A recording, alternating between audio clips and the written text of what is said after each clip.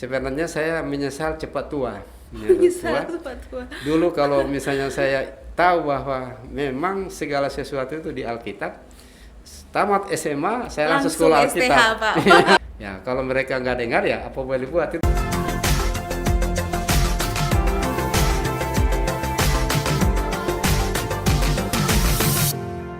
Pondok Cerita. Halo Sobat Cerita, senang sekali sore hari ini berjumpa lagi dengan saya Susi Suryani dan tentunya dengan seorang narasumber yang luar biasa yang sore hari ini kita akan berbicara tentang kehidupan anak muda, pelayanan dan juga pengalaman hidup kesaksian dari narasumber kita. Untuk itu kita langsung sambut saja Bapak Kolonel Purnawirawan Yospendi Maleta, ST, SOS, SH, STH, MSI. Selamat sore Pak Yos. Selamat Halo, sore. apa kabar Pak? Baik-baik saja karena Baik, kemurahan puji Tuhan. Luar biasa. Tadi saat briefing, dengar sedikit kesaksian. Wow, banyak sekali ini kesaksian Ya, hidup. siap. Tapi Pak, kalau orang di sini mungkin sedikit kenal dengan Bapak, teman-teman Bapak sudah kenal, tetapi ada teman-teman Sobat Cerita yang sering menonton acara ini mungkin belum kenal dengan Bapak. Boleh perkenalkan sedikit Pak tentang latar belakang, mungkin tinggal di mana, berkeluarga? Ya.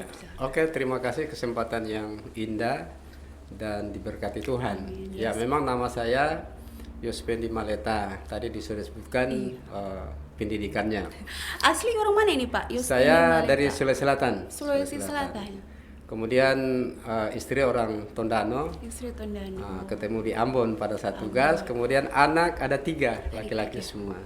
Dan semua sudah punya pekerjaan. Nah, kemudian pekerjaan saya kurang lebih 1 tahun sudah purna bakti. Purna bakti sudah Ya, 1 tahun sampai ya, Pak, hari ya. ini Tuhan pasti memberkati saya. Apapun yang saya kerjakan, saya andalkan Tuhan. Puji Tuhan. Terima kasih. Iya, Pak. Di sini tercatat bahwa Bapak sebagai ketua pemuda, betul ya Pak? Ya, siap. Ketua pemuda. Kalau kita lihat tadi kan sempat perkenalkan ada Bapak suambil gelar dari pendidikan akademisi vokasi, tetapi ada jabatan satu juga STH, pendidikan STH. Bagaimana itu ceritanya dari kok Bapak sekolah vokasi akademisi tetapi minat tertarik untuk belajar STH, berarti belajar Alkitab. Ini Ya, kesaksian siap. bagaimana nih Pak? Jadi latar belakang memang saya senang belajar.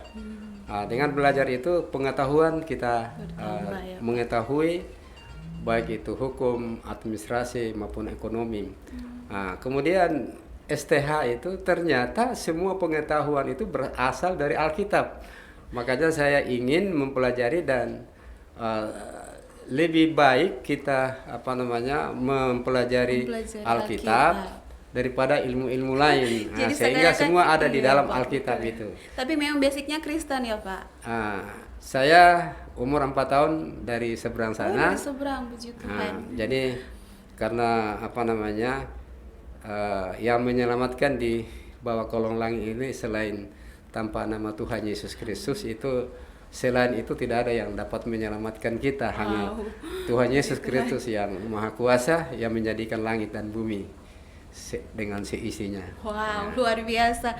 Jadi tadi Pak bilang pendidikan akademisi itu tidak ada apa-apanya ya, selain orang belajar Alkitab. Wow, cerita yang menarik ini Bapak Ibu. Karena sudah dalam pelayanan ya Pak, Ketua Pemuda. Boleh tahu sudah berapa lama Pak pelayanan dengan anak muda? Ya, memang waktu saya bertugas di Ambon 20 tahun sampai kerusuhan di Ambon kurang lebih 4 tahun. Saya sudah ketua pemuda. Oh, sudah Sehingga ketua pada pemuda. saat itu saya ada berkat untuk menjadi kepala kantor di Tual. Sehingga saya tinggal ini hanya diganti 15 tahun. 15 tahun. Sehingga saya bisa rangkum semua Jadi memang pemuda sudah aktif aliran ya, Pak, pertobatan iya. maupun kalau di sana itu Gereja Protestan Maluku, GPM. Nah, jadi saya rangkum semua kalau ibadah-ibadah KKR itu. Wow. Kemudian saya mutasi di kota Bitung. Manado, khususnya kota Bitung 2009, terus menjadi ketua pemuda lagi di sini. Ya, memang awalnya karena saya kegiatan banyak di pemerintahan, saya tolak. Tapi itulah Tuhan beracara, saya tolak tapi Tuhan tegur saya melalui 1 minggu sakit. Tuhan tangkap ya Pak. Akhirnya saya minta maaf, saya menghadap gembala saya terima. Karena rekomendasi dari gembala GPDI Pusat Kota Ambon Bapak Pendeta Henry Lolain STH rekomendasi sehingga saya bisa jadi ketua Bisa pemuda pelayanan.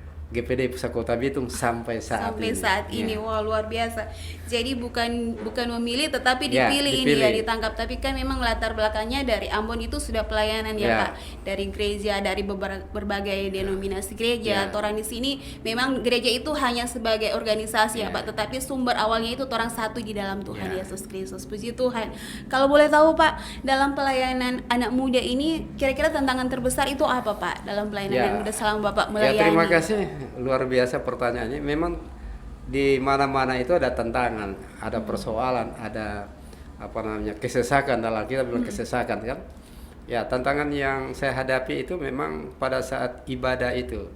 Yang rajin itu kan tidak Ya, ada masalah ya, Pak. masalah. Iya. Tapi ini yang nggak rajin.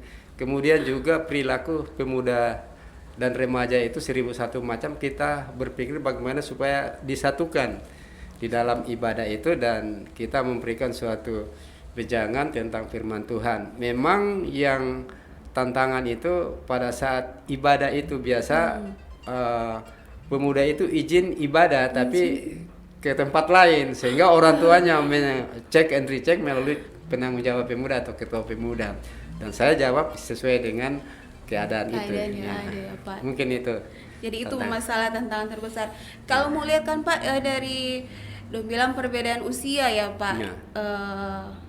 Bapak yang sekarang dengan anak muda itu bagaimana sih cara pelayanan pendekatan ke anak muda itu seperti apa Pak? Terutama ketika mereka dalam masalah itu bagaimana Pak cara-caranya? Jadi terima kasih pertanyaan ini. Memang tadi saya sudah jawab mengenai tantangan yang terbesar itu bagaimana seorang leader atau leadership kepemimpinan atau leader yang pemimpin. Nah, jadi lewat pendidikan saya alami yang itu saya belajar terutama dalam unsur-unsur manajemen, POAK, planning, organisasi, organizing, actuating, dan kontrol pengawasan. Jadi bagaimana merencanakan supaya anak muda itu tertarik masuk. Kemudian organisasikan pemuda remaja. Pelaksanaannya, jadi pelaksanaan ibadah itu harus variatif betul ya. Pak. Iya, Jangan hanya khotbah terus, ada mungkin sharing atau games kan, ya, atau pertanyaan PA pendalaman Alkitab, ya, atau mungkin ibadah pantai kan, nah itu. Jadi itu akhirnya mereka tertarik, itu salah satu. Tapi kalau semuanya itu terjadi karena kita andalkan Tuhan yang kita. Nah, jangan nanti Pak Yos bukan Tuhan yang ini, yang sampai jadi saya sombong kan. Makanya saya bilang hidup ini sebenarnya saya menyesal cepat tua. Dulu kalau misalnya saya tahu bahwa memang segala sesuatu itu di Alkitab, tamat SMA saya langsung sekolah STH, Alkitab. Pak. Karena sudah purna bakti 37 tahun di pemerintahan, saya berpikir sisa hidup saya ini untuk keluarga, terutama untuk Tuhan. Nah, untuk melewati semua atau kita pindah ke ranah ilahi itu yang baik atau menjalankan firman Tuhan, ada prosesnya. Jadi proses itu saya penyanggalan diri. Ya, puji Tuhan, sampai hari ini saya bisa melaksanakan sampai 40 hari penyanggalan diri sudah selesai. Nah. Wah, cerita yang menarik ini dari seorang purnawirawan, sobat cerita, tetapi dia memiliki sisi pilihan untuk melayani Tuhan yang sungguh luar biasa dari cerita yang ada, Pak. Kira-kira Pak, waktu melayani anak muda ini ada masalah-masalah utama apa yang dialami anak muda ketika Bapak melayani? Ya, terima kasih. Masalah utama itu memang ada laki-laki ada perempuan. Iya, betul Pak. Tapi biasanya mereka memilih jodoh itu mereka ambil di luar. Ya, Nah, Pak, pergaulan hubungan, itu ya, pergaulan. ya. Sehingga memang saya sedih juga melihat seandainya mereka berpikir bukan berpikir yang sebenarnya kan. Harusnya memilih yang di dalam itu. Tapi mereka kebanyakan ada contoh mungkin sudah ada 5 itu mereka memilih di luar sehingga ada juga ya Pak, ada muda yang sehingga mereka terbawa arus lah. Akhirnya ya orang tuanya juga menyesal karena pilihan mereka. Terus saya bilang memang pada saat sebelum terjadi kalau memilih jodoh itu nanti resiko Anda sendiri yang rasakan, bukan orang tua, bukan penanggung jawab pemuda, tapi Anda makanya pilih sesuai dengan kehendak Tuhan. Nah, tapi saya sebagai penanggung jawab tetap berdoa kepada mereka supaya apa yang dilakukan itu berkenan di hadapan Tuhan.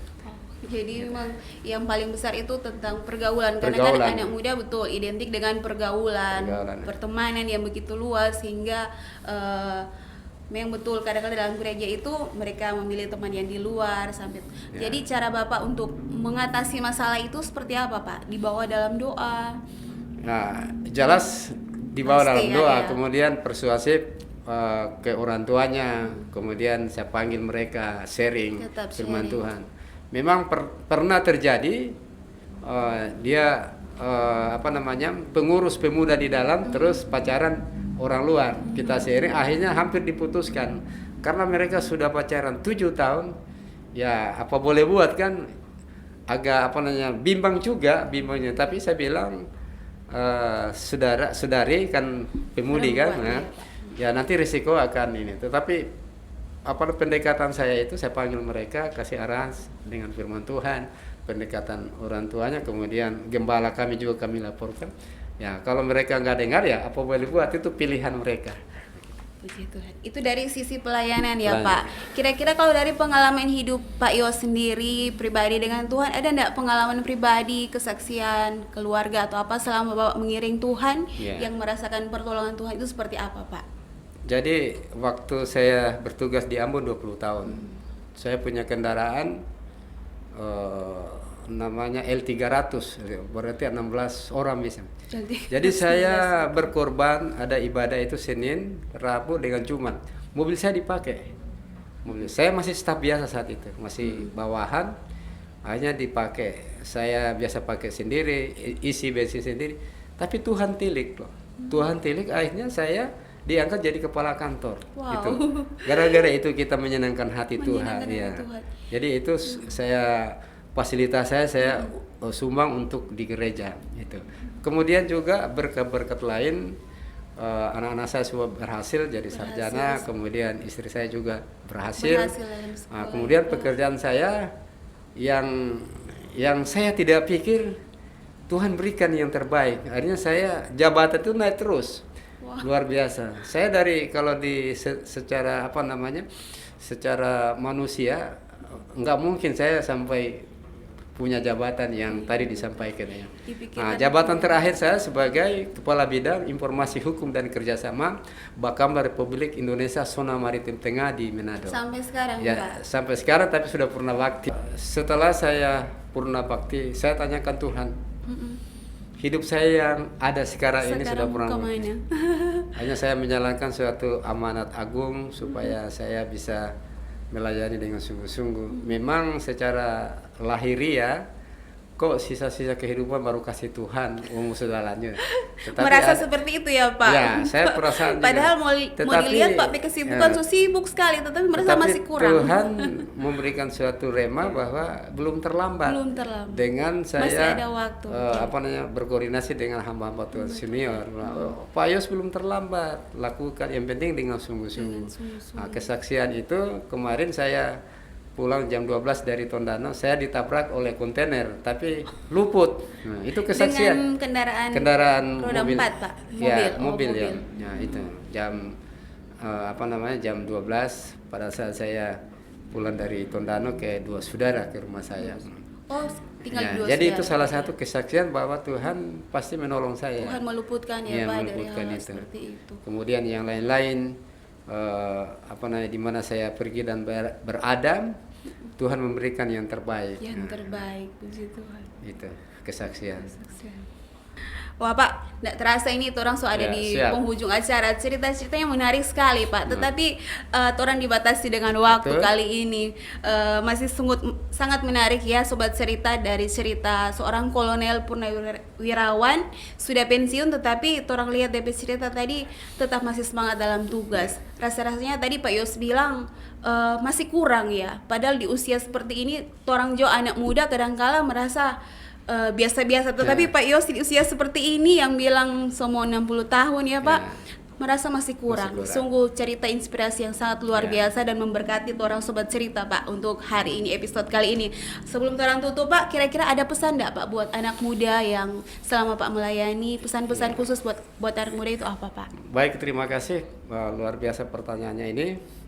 Yang pesan pertama itu pemuda remaja akan mereka bertumbuh terus menjadi dewasa, kemudian mencari pasangan hidup, pekerjaan pasangan hidup.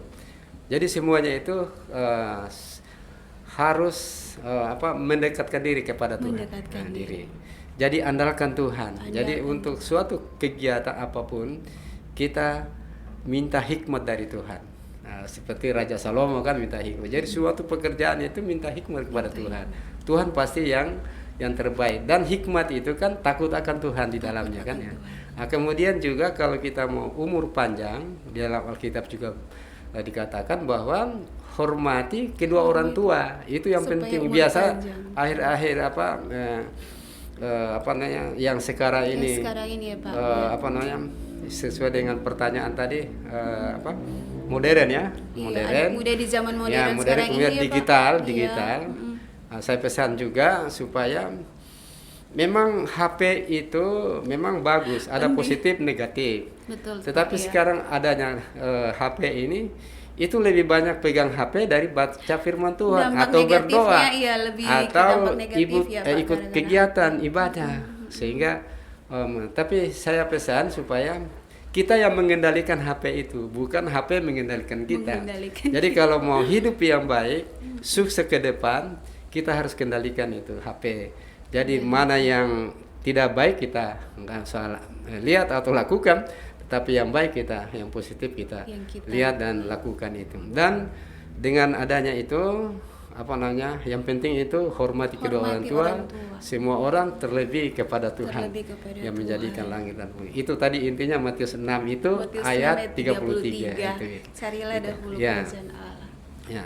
Kemudian juga kalau kita sudah sungguh-sungguh untuk itu ya Yeremia 17 ayat 7 Ayat itu. 7.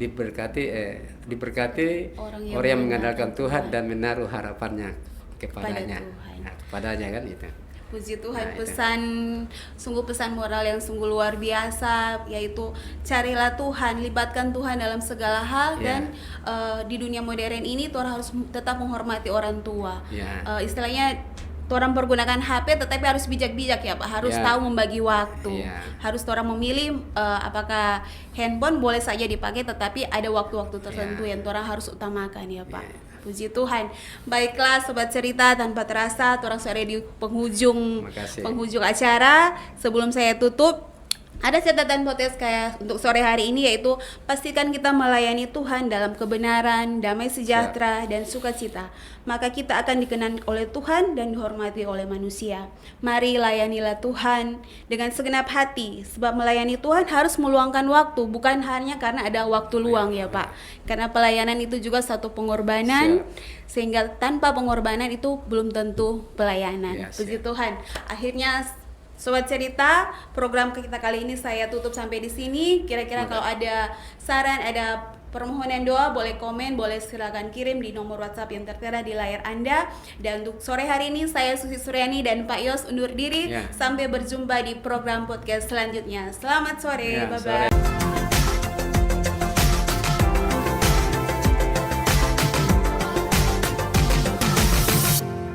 Pondok Cerita.